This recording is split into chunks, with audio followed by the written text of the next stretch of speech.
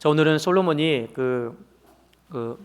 성전을 봉헌하면서 드렸던 6번째 기도와 관련된 이제 말씀입니다. 자, 전쟁할 때의 기도인데, 자, 한번 우리가 좀 말씀 살펴보기를 원합니다. 자, 하나님의 백성들에게 이 전쟁이다라고 하는 것, 그냥 나가서 싸우는 것도 이게 전쟁이겠지만, 우리가 하나님의 뜻대로 살아가는 것, 말씀을 붙들고 나아가는 것도 넓은 의미 속에서 영적인 전쟁에 다 포함이 됩니다. 왜냐하면 하나님의 뜻대로 하나님의 말씀대로 살지 않으면 시험될 일이 없거든요. 우리가 환난을 겪을 일이 없거든요. 마귀의 표적은 누구냐? 말씀 붙들고 살아가고 좀 신앙 가운데 몸부림치면요, 마귀는 이때다 싶어가지고 괴롭히고 환난과 핍박 가운데 우리를 던질 때가 많이 있습니다. 그래서 여러분들이 오늘 육신의 전쟁을 하지 않는다 할지라도 말씀 붙들고 살아가는 것, 말씀 붙들고 나아가는 것, 이것 자체가 우리에게는 하나님의 뜻이요 또 전쟁이다 하는 것을 잊지 않았으면 좋겠습니다. 자, 그러면 말씀 붙들고 살아가고 말씀대로 살아가는 심령들에게 우리가 당연히 세상의 한복판에서 승리할 거다라고 하는 기대감이 있습니다. 확신이 있습니다. 하나님이 기뻐하시는 일이니까요. 그런데 실제로 우리가 이 세상 한복판에서 말씀 붙들고 살아가다 보면 늘 승리하는 것은 아닙니다. 오히려 더 패배와 더 큰 낙심과 환난을 경험할 때가 상당히 많이 있습니다. 왜 그러냐면 이유는 딱 한 가지예요. 항상 사탄 마귀가 이 말씀 붙들고 살아가는 우리들을 방해하고 집요하게 공격을 하기 때문에 그렇습니다. 자, 여러분, 출애굽기 말씀에 보면 아말렉과의 전쟁이 있습니다. 그렇죠? 이 아말렉과의 전쟁에 하나님은 여호수아를 내보냈습니다. 나가서 싸워라. 그런데 여러분 잘 보십시오. 하나님이 말씀하셔가지고 나가서 싸웠는데 승리만 합니까? 아니에요. 패배도 해요. 승리만 합니까? 또 패배도 합니다. 이 승리와 패배를요 반복하고 있어요. 그래서 하나님은 모세에게 뭐라고 말씀하셨습니까? 손을 들면 이기고 손을 내리면 진단 말이에요. 만일 이 영적인 집요한 공격과 방해가 없으면 굳이 모세가 산에 올라가서 손을 들 필요가 없어요. 그런데 손을 안 들면 지고 들면 이겼단 말입니다. 이게 우리의 인생에 이 전쟁의 단면을 하나님이 잘 보여주고 있는 것입니다. 무조건 여러분 말씀 붙들고 살아간다고 해서 하나님의 뜻 가운데 살아간다고 해서 일이 술술 풀리는 게 아니에요. 그것은요 패배도 있고 낙심도 있고 절망도 있을 수밖에 없어요. 그 부분을 우리가 좀 먼저 아셔야 됩니다. 자, 우리가 이러한 조짐들이 보일 때 이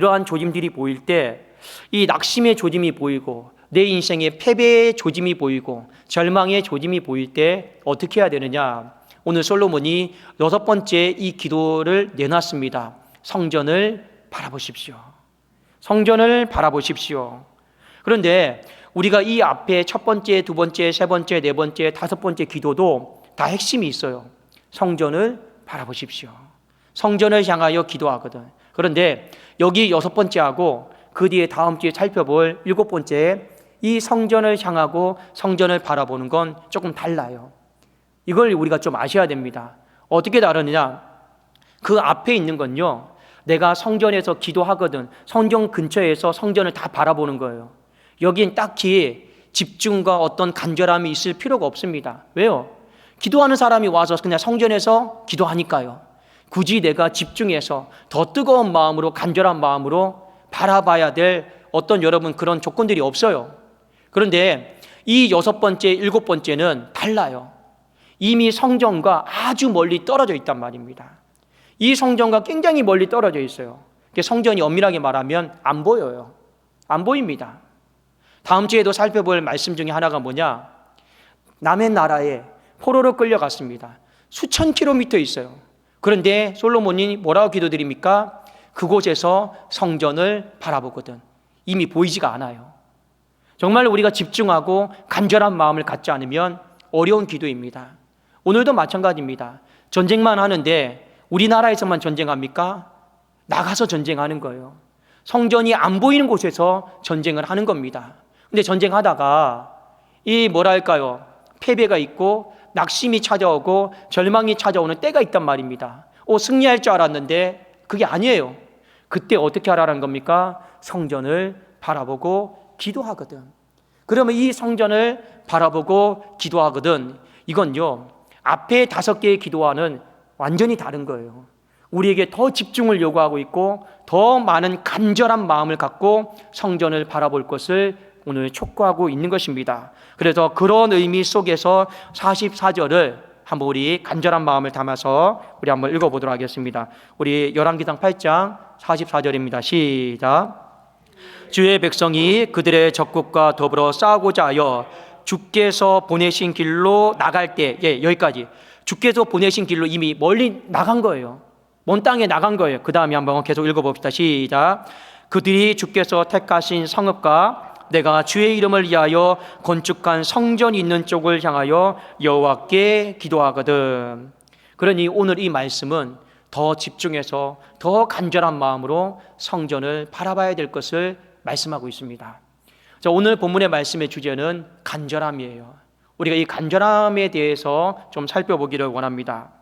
자, 간절함이다라고 하는 건 신앙생활에 상당히 많은 중요한 주제 중에 하나입니다. 여러분 한번 생각해 보십시오. 예수님이 여리고성을 지나갔을 때 눈먼 소경이 있었어요. 그 바디미오 기억나십니까? 눈먼 소경이 예수님이 지나가신다라고 하는 이 소식을 딱 듣고 뭐라고 했습니까? 예수님의 이름을 불렀어요. 그런데 제자들이 이렇게 이야기를 해요. 조용해라, 시끄럽다. 조용해라, 시끄럽다. 근데 이 눈먼 소경 바디메오가 어떻게 하느냐? 더 크게 소리 질러서 더 간절하게 하나님 앞에 예수님의 이름을 부르짖습니다.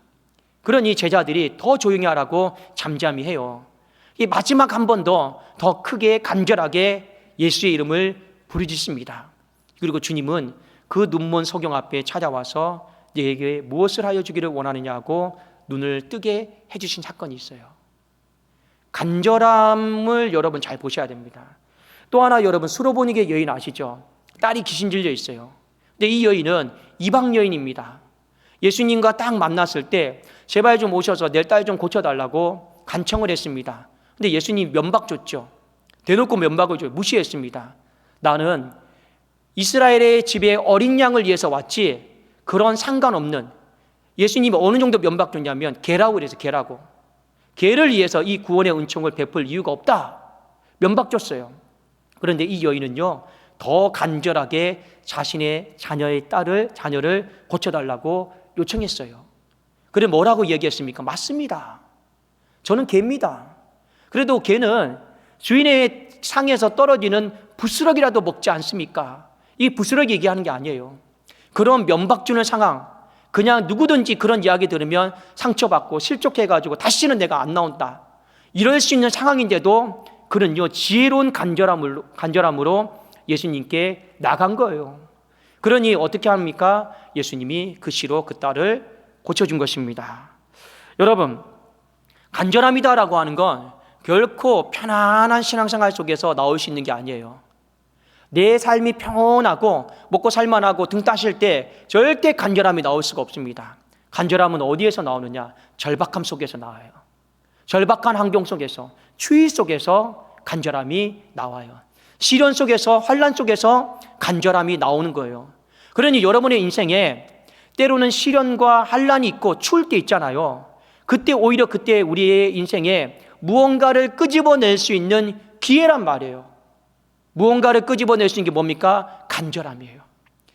따스할 때, 평안할 때는 절대로 간절하라고 해도 간절하기가 어렵습니다. 구조적으로. 그런데 춥고 배고프고 절박하고 어렵고 힘들 때는요, 그게 우리의 인생에 망하는 게 아닙니다.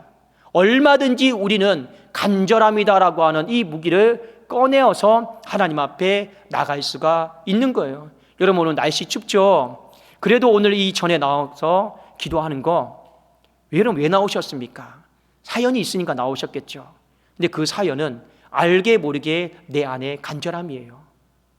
여러분, 우리 안에는요, 그냥 간절한 마음이 있어요. 그러나 오늘 이 말씀을 통해서 여러분 이 간절한 마음을 더 불태우시라라는 거예요. 왜 이게 중요하냐? 하나님은 이 간절한 마음을 보시고 응답을 하시기 때문에 그렇습니다. 6번째 기도의 내용이 바로 그 내용이에요. 아까 제가 서두에 언급했던 이 맹인 바디오가 분명히 자기가 알아듣게 예수님께 소리를 질렀어요. 소리를 질렀단 말입니다. 근데 제자들이 꾸짖잖아요. 더 크게 소리를 지른단 말입니다. 어떤 마음으로 지를까요? 그냥 간절한 마음이에요. 그 간절한 마음은 무엇인지 아십니까? 환경과 상황을요, 면박을요 뛰어넘는 마음이에요. 어떤 마음이냐? 아, 주님이 못 들으셨구나. 더 크게 질러야겠다. 그냥 세상 사람들이 이렇게 생각할 때는요, 미쳤다고 그래요. 못 듣긴 뭘 못 들었습니까? 다 들었음에도 불구하고 그 간절한 마음이 상황과 환경을 또 아무것도 아닌 것처럼 뛰어넘게 만드는 거예요. 그게 간절함의 이력입니다. 여러분, 면박 줬는데, 꾸지람을 공개적으로 줬는데 응답 안 해주겠다고 하는데 여러분 그렇게 할 수 있을까요? 근데 간절함이 있으면 상황과 환경을 뛰어넘을 수가 있어요. 그냥 못 들으셨나 보다. 더 크게 내가 하나님 앞에 부르짖어야겠구나. 그러면서 하나님 앞에 뭐라고 철문피처럼 이야기하는지 아십니까? 주님 잘 안 들리십니까? 제가 한번 안 들리시는 것 같아서 더 크게 주님 들으시라고 제가 부르짖을게요. 주님이 그러면 뭐 이러겠죠. 너 뭐 하냐고 할 수 있겠죠. 근데 절대로 주님은 그러한 것에 너 뭐 하냐고 하지 않아요. 너가 간절하구나. 너가 간절하구나. 왜 여러분 이 적용이 중요하냐? 전쟁하러 나갔을 때 이미 성전이 보이지 않아요. 솔직히 성전이 어디인지도 잘 모릅니다. 그런데 성전 바라보려고, 성전을 향하려고 몸부림치고 있는 그 모습, 주님은 어떻게 보실까요? 너 동서남북 제대로 찾지도 못하는구나, 이렇게 말씀하시는 분이 아니에요. 그 광활한 땅에서 동서남북을 어떻게 찾습니까? 그런데 성전을 바라보려고, 말씀의 그 약속이 있는 성전을 바라보려고 이렇게 몸부림치는 이 모습 있죠? 세상 사람들이 바라보면 너 뭐하냐? 그럴 수 있는데 하나님은 뭐라 말씀하십니까? 승리에 대해서 간절하구나. 승리에 대해서 너가 정말 간절하구나. 하나님은 그렇게 보시면서 응답을 하신다라는 겁니다. 여러분, 우리의 간절함 앞에서 절대로 주님은 외면하시지 않습니다. 여러분, 이 부분을 붙잡으셔야 돼요. 또 하나는 무엇이냐? 간절함의 방향입니다. 여러분, 모든 것에 있어서 중요한 건 속도도 중요하지만 방향이 참 중요해요. 인생이 어렵고 절망이 있고 패배 속에 있을 때 괜히 헛된 것에 내 마음을 쏟으시면 안 된다라는 거예요. 자꾸 성전 바라보라고 하죠. 성전 바라보라고 하죠. 그 이유가 무엇입니까? 방향 때문에 그래요. 우리의 인생의 방향, 우상, 물질, 세상의 헛된 것, 그런 거 자꾸만 아프고 힘들고 속상할 때 바라보고 거기에 대해 모든 거 허비하지 말고, 우리가 속상하고 힘들고 패배감을 느끼고 절망 가운데 있을 때 방향 설정만 잘해도 우리는 살 수 있다 하는 것을요, 성경은 우리에게 가르쳐주고 있습니다. 여러분, 나침반 아시죠? 나침반은 참 신기해요. 어느 곳을 갖다 놔도 그 빨간 점이요, 북쪽을 가리킨단 말이에요. 미국에 가도, 여러분 저기 영국의 유럽에 가도, 지하에 있어도, 어느 곳에 있어도 그 참 신기한 거예요. 거기 가만히 내버려두면 어떻게 합니까? 알아서 북쪽을 간단 말이에요. 우리의 인생에 중요한 게 바로 그겁니다. 내가 세상 한복판에 던져줘도, 풀무불에 던져줘도, 내가 정말로 지하에 갇혀도, 슬픔에 던져줘도, 어둠의 한복판에 던져줘도 우리의 인생에 그 하나가 방향 찾는 거는 몸에 배이셔야 된다라는 거예요. 여기가 어디지? 여기가 어디지? 주님 어디에 계십니까? 이러는 건 여러분 늦은 거예요. 어떤 곳에 던져줘도 나침반처럼 방향은 찾아 나갈 수 있어야 된다라는 겁니다. 주님 계신 방향. 아, 여기가 주님 계시구나. 이곳이 주님 계신 방향이구나. 이 괜히 솔로몬이요, 자꾸 성전 바라보라 그런 게 아니에요. 인생이요, 자꾸만 헛된 거 바라보니까 그래요. 헛된 거 바라보면서 내 인생의 문제를 해결해 나가려고 하니까 그래요. 아닙니다. 나침반처럼 어느 곳에 있더라도, 풀무불에 있어도, 다니엘과 세 친구를 보세요. 그 세 친구들이 풀무불에 있어도 주님 향한 방향 속에 있으니까 어떻게 됩니까? 사는 거예요. 다니엘이 사자굴에 있어도 그 방향이 어디에 있습니까? 하나님을 바라보고 있으니까 사는 것이에요. 여러분, 베드로가요, 옥에 갇혔어요. 여러분, 바울과 실라가 옥에 갇혔어요. 그래도 뭐 하는 겁니까? 찬송하고 기도하잖아요. 내가 여기 있다 할지라도 내 방향은 하나님입니다. 내 방향은 하나님입니다. 그러니 여러분, 어떤 일이 벌어집니까? 옥문이 열려지고 여러분 내 세사들이, 착고들이 풀리는 거예요. 요셉을 보십시오. 그의 인생이 팔려가는 인생이고 또 던져지고 또 던져지고 답이 없는 인생이잖아요. 그럼에도 불구하고 내가 어느 땅에 있든지 나는 하나님 믿는 사람이다. 나는 하나님 바라보는 사람이다. 그렇게 여러분 생각을 하니까 여러분 어떻게 됩니까? 그의 인생이 하나님 앞에 다시 한번 존귀함을 있는 것 아니겠습니까? 그만큼 우리의 인생의 방향이 중요한 거예요. 여러분 방향 설정 어렵습니까? 그러면 교회에 나오세요. 방향이 잘 안 보이십니까? 다시 한번 몸된 성전에 나와서 하나님 이곳이 내가 주님을 바라봐야 될 방향입니다. 자꾸만 우리는 이 잃어버린 방향을요 나침반처럼 어떻게 흐트러 놔도 다시 한번 하나님을 향한 방향, 이게 우리는 있어야 된다라는 거예요. 방향과 간절함이 만나잖아요. 그러면 하나님의 역사가 있는 줄로 믿습니다. 여러분 바디메오가 허공에 대고 주여 한 게 아니에요. 주님 오신다라고 하는 그 방향 보고 소리 지른 거예요. 그 간절함과 방향이 만나면 역사가 있는 거예요. 역사가 있는 거예요. 이게 여러분 믿음의 역사입니다. 저와 여러분이 오늘 이 말씀을 통해서 한 가지를 잘 기억했으면 좋겠습니다. 우리 한번 마지막으로 열왕기상 8장 45절입니다. 제가 한번 읽어드릴게요. 주는 하늘에서 그들의 기도와 간구를 들으시고 그들의 일을 돌아보옵소서. 솔로몬이 45절에 왜 이 기도를 드렸습니까? 하나님의 뜻 붙잡고 말씀 붙잡고 전쟁 나갔는데 당연히 이길 줄 알았는데, 당연히 승리할 줄 알았는데 지금 지게 생겼단 말이에요. 패배하게 생겼단 말이에요. 그런데 그들이 간절한 마음으로 성전을 바라볼 때 45절처럼 하나님 다시 한번 이기게 하시고 승리하게 하시고 응답하여 주시옵소서. 바로 그 내용입니다. 여러분의 인생에 패배가 있고 좀 안 좋은 징조들이 좀 찾아옵니까? 그때요 망하게 내버려 두지 마세요. 그래도 내가 하나님 말씀 붙들고 살았는데, 내가 주의 뜻 붙잡고 나가고 있는데, 그래도 하나님이 어여삐 여기셔서 승리하게 하실 줄 알았는데 패배를 경험할 때가 있습니다. 아말렉과의 전쟁을 생각하십시오. 하나님이 나가라고 해서 나갔는데요 저요 그럴 때가 있단 말입니다. 그때 어떻게 합니까? 하나님이 계신 곳으로 손을 간절하게 아프고 힘들어도 들어야 돼요. 안 보여도, 저 멀리 간 성전이 어디 보여요?